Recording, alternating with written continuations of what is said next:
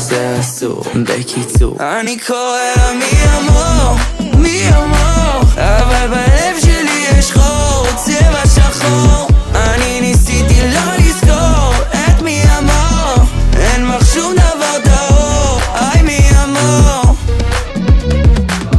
עוד פעם את לא עונה לי, את והחברות מולי מלחמה טוטלית, מי יישבר ראשון? אני לא יודע מה זה אומר לאבד אותך, בינינו החבל דק ותמיד זה מסובך.